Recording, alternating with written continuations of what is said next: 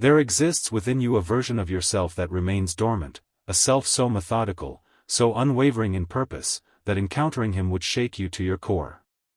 This isn't the person you see in the mirror each morning. This is someone forged in the furnace of absolute commitment. We've been sold a comfortable lie about discipline. We're told it's about morning routines, meal prep, and motivational posters. That's surface-level theater. Authentic discipline operates at a deeper frequency. It's the capacity to face your own resistance and systematically dismantle it. It's choosing the hard right over the easy wrong, repeatedly, until the choice becomes automatic. Niccolò Machiavelli understood this truth centuries ago. His writings weren't designed for idealists, they were blueprints for those who navigate reality as it is, not as we wish it to be. In a world that rewards strength over sentiment, Machiavelli recognized that sustainable power requires an unshakable foundation of self-mastery. When you develop this caliber of self-command, something shifts in how others perceive you. There's a quiet intensity that makes people recalibrate. They're encountering someone who has stopped arguing with themselves, someone whose internal architecture is solid.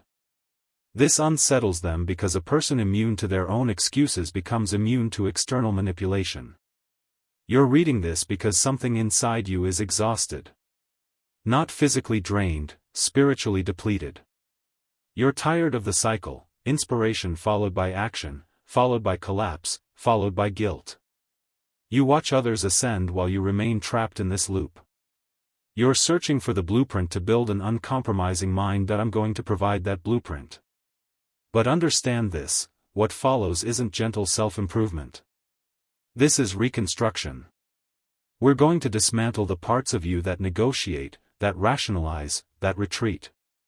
What emerges will be harder, sharper, more effective.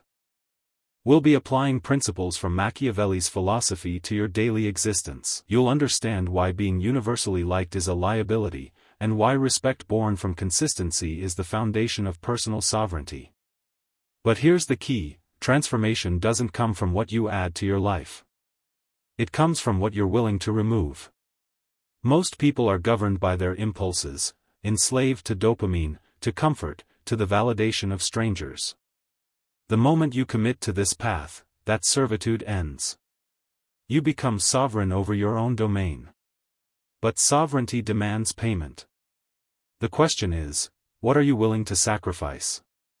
First principle: strategic silence. Niccolò Machiavelli observed, everyone sees what you appear to be, few experience who you really are. The average person broadcasts everything. They announce their goals on social media before taking a single concrete step. They share their workout plans, their business ideas, their new chapter declarations, all before doing the actual work. This isn't confidence, it's pressure release. They're seeking validation for effort they haven't expended. You must operate differently. Real transformation requires obscurity. When you constantly discuss your ambitions, you're outsourcing your motivation. You're asking the world for permission to evolve. Stop asking. The most formidable person in any room is the one who observes, absorbs, and says little. When you withdraw into focused work, you create a vacuum. People become curious. They wonder what you're building. They notice you've stopped needing their attention. This silence becomes protective armor. When you work away from the spotlight, you fail privately. You correct course without an audience. You build strength without the interference of others' doubts. Consider this experiment: vanish for 6 months. No announcements, no explanations, just concentrated effort. The gym, the project, the skill development. Eliminate the noise. Cut the cheap validation. Distance yourself from relationships that drain rather than fuel you. Then re-emerge. You won't return unchanged. You'll carry yourself differently. Your presence will communicate something words cannot. People won't need to be told you've transformed, they'll sense it in your posture, hear it in your economical speech. This is the power of the ghost.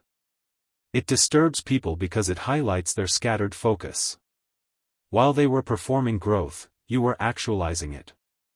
Starting today, stop explaining yourself. Explanation is the language of justification. The powerful don't justify, they execute. If you're exhausted, work anyway. If you're hurt, heal quietly. If you're winning, maintain silence and continue winning. Your results will speak with greater authority than anything you could articulate. Second principle, emotional mastery. There's a persistent myth that disciplined people don't experience emotions, that they're somehow robotic. This is fundamentally false. The disciplined person feels everything: the temptation to quit, the sting of setback, the weight of fatigue. The difference? They proceed anyway. Machiavelli argued that effective leaders aren't ruled by emotion, they harness it. He wrote, "Men are driven by two principal impulses, either by love or by fear." Apply this understanding to yourself. You cannot depend on loving the process. At 4 a.m., you won't love the grind, you'll resent it. Passion is unreliable fuel, it burns bright and extinguishes quickly. You need something more durable, duty. Discipline is acting in direct contradiction to how you feel. It's alchemical, transforming "I don't want to" into "I did it regardless." When you stop consulting your feelings before acting, you become unpredictable to those who would manipulate you. Consider this tactically: if your adversaries know you only perform when motivated, their strategy is simple: wait for your inevitable low point. You become defenseless when sad, tired, or discouraged. But if you're someone who intensifies effort during hardship, who trains harder when heartbroken, who focuses deeper when angry, you become impossible to predict. You've severed the connection between emotion and action. This terrifies people who rely on emotional leverage. They expect you to break under certain conditions. When you don't, their playbook becomes useless. Treat your emotions like weather patterns. You might observe internal storms, acknowledge them: "I'm feeling resistant right now," but you don't cancel the mission because of rain. You adjust and proceed. This is the Machiavellian approach to self-governance. You are the prince, your emotions are unruly subjects.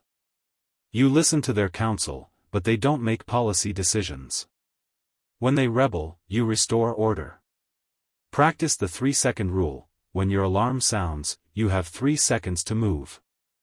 At 4 seconds, your brain initiates the negotiation sequence, constructing elaborate justifications for comfort.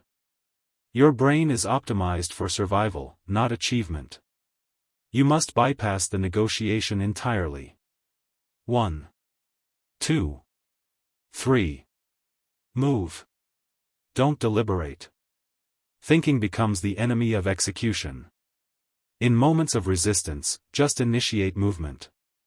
Your body will comply with the command. Over time, you rewire your neural architecture. You stop being someone who tries to be disciplined. You become a system that functions independent of emotional states. This is how you achieve immunity. When your internal weather no longer dictates your external output, you operate from a position of freedom. Third principle: purposeful isolation. Machiavelli knew that maintaining power often requires solitude. He wrote, "A wise prince should rely on what is in his own control, not on what is in the control of others." Examine your circle honestly. The 5 people you spend the most time with, are they catalyzing your growth or comfortable with your stagnation? Most people fear being alone. They fill every quiet moment with podcasts, music, texts, endless scrolling. They cannot sit with their own thoughts because those thoughts tell uncomfortable truths: you're squandering your potential. To build terrifying levels of discipline, you must embrace solitude. You must be willing to distance yourself from people who don't serve the mission. This sounds harsh. It is harsh. It's also necessary. When you begin ascending, people will attempt to pull you back. Not from malice, your growth illuminates their inertia. You become a mirror. When you get fit, the unhealthy friend feels judged. When you build something, the idle friend feels attacked. They'll say, "You've changed. You're obsessed. You're no fun anymore." Good. Fun is often the distraction mechanism of the mediocre. You're not here for entertainment. You're here for mastery. You must become comfortable being the antagonist in their narrative. Let them call you cold, distant, arrogant. You're not claiming superiority, you're simply maintaining standards you refuse to lower for their comfort. Isolation is the laboratory of greatness. In solitude, you discover who you are without the noise of external opinion. You hear your authentic voice. You clarify your vision. Schedule periods of total withdrawal, monk mode, deep work, whatever terminology resonates. Lock the door. Disable notifications. Face the work. In that space, you'll encounter resistance, boredom, anxiety, doubt. You'll fight these demons in private. And when you win that interior battle, you'll emerge with confidence that cannot be simulated. People sense this. They recognize someone who doesn't need them. Paradoxically, that self-sufficiency becomes magnetic. The person comfortable in solitude is the one everyone wants near, because they're not extracting, they're emanating. They're complete. Fourth principle, the power of unpredictability. Machiavelli advised that leaders should never be entirely predictable. It is much safer to be feared than loved, because love is preserved by the link of obligation which, owing to the baseness of men, is broken at every opportunity for their advantage, but fear preserves you by a dread of punishment which never fails. How does this apply to personal discipline? When you're undisciplined, you're predictable. People know you'll quit, complain, fold under pressure. Your weaknesses are visible coordinates on a map. You're easily manipulated. When you become disciplined, you become a variable they can't calculate. You stop reacting predictably. Someone insults you, you don't escalate. You pause, process, return to work. Crisis emerges, you don't panic. You analyze. You experience loss, you don't collapse. You rebuild. This absence of expected reaction is disorienting to manipulative individuals. They depend on your emotional volatility for leverage. When you remove the buttons they're accustomed to pushing, they're powerless, your consistency becomes weaponized. Imagine someone who appears every single day, doesn't complain, doesn't boast, just executes. Year after year. You cannot stop them. You cannot discourage them. You cannot distract them. That person is formidable because they're inevitable. This isn't about aggression. It's about being implacable, like a glacier. Slow, silent, but crushing everything in its path. This requires eliminating the part of you that craves sympathy. Stop broadcasting your struggles. Stop posting about difficult days. Stop seeking validation. When you seek sympathy, you're showing vulnerability. You're providing a map of where you can be wounded. Machiavelli would counsel, conceal your wounds. Not from shame, but because you don't want to give adversaries the satisfaction of knowing they drew blood. Stand upright. Compose your expression. Move with intention. Even if your world is turbulent, don't let them see uncertainty. This isn't deception, it's framing. You're declaring to reality, I am in control.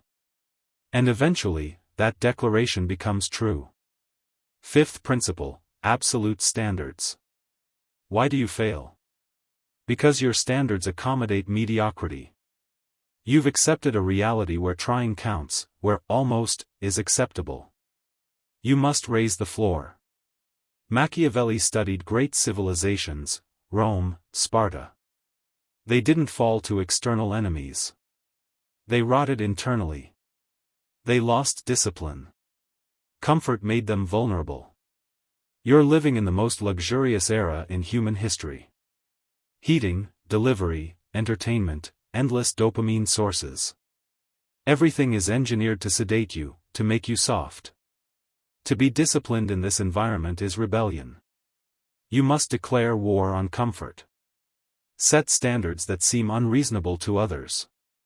When they ask why you maintain such rigor, why wake at 4 a.m.? Why verify every detail? Why refuse that? The internal answer is simple: because I'm not you. Don't vocalize it. Just live it. When you hold yourself to excellence, you expose the mediocrity around you. This is why it provokes resentment.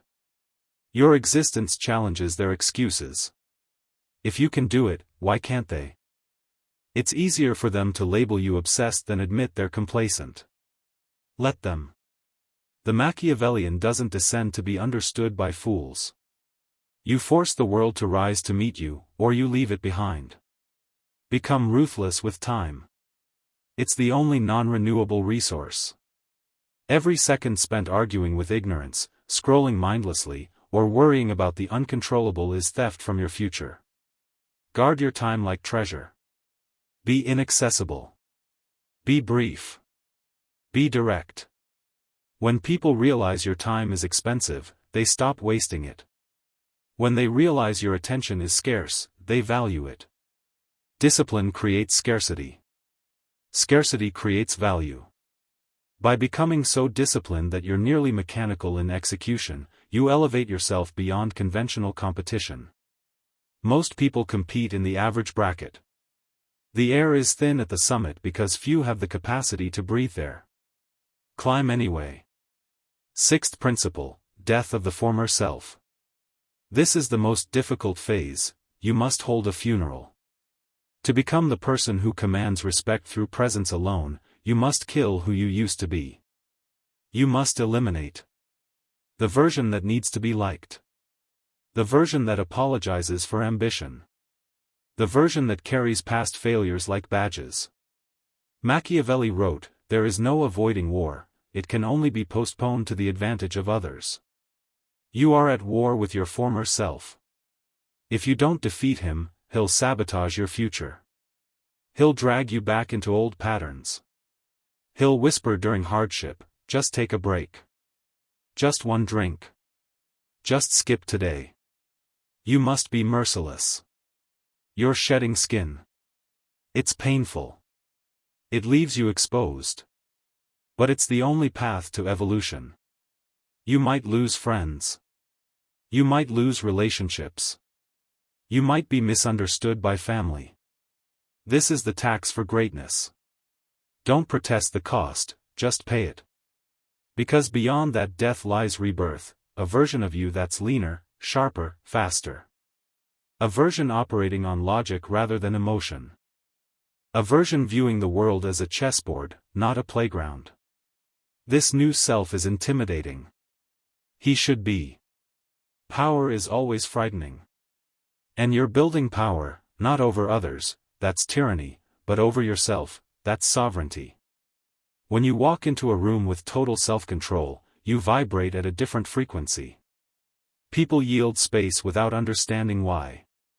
They recognize you're not to be trifled with. You carry the look of someone who has confronted the abyss and walked through it. The look of someone who has conquered their own mind. As the Stoics and Machiavelli understood, the person who conquers themselves is greater than one who conquers cities. The transformation. When you commit to this path, something shifts fundamentally. The noise stops. That background anxiety that's hummed through your life for years, it quiets. Because anxiety stems from knowing you're unprepared, from knowing you're lying to yourself. When you're disciplined, you have nothing to conceal. You know who you are. You know your capabilities. You stop fearing the future because you're constructing it. You stop fearing others because you know they cannot outwork you. You stop fearing failure because you understand it's simply data for the next iteration. You become free. But it's a cold freedom. A solitary freedom. The freedom of the wolf on the ridge, looking down at sheep in their pen. They're warm. Safe. Fed. But trapped. You're in the cold. Hungry. But free. This is the choice before you, the warmth of the herd, or the power of the hunt. You cannot have both. Machiavelli wrote his philosophy in exile, stripped of status, tortured, cast out. In that darkness, he created words that would echo through centuries. He didn't need applause. He needed truth. Your discipline is your truth. It's the only thing that's genuinely yours. They can take your wealth, position, reputation, but they cannot take your discipline. They cannot take your capacity to endure. That is your fortress. That is your throne. The path forward. The world is becoming softer, louder, more chaotic. This is your advantage. While they weaken, you harden. While they distract, you focus. While they seek comfort, you seek the edge. You're going to unsettle them. Not intentionally, but because you're a mirror reflecting everything they're too afraid to become. Let them observe. Let them whisper. Let them fear. You have work to do. The path is cold. The path is steep. You walk it alone. But you're ready now. If you've read this far, you're already different. You're the outlier. The anomaly. Now prove it. The old you is dead. Now construct the new one.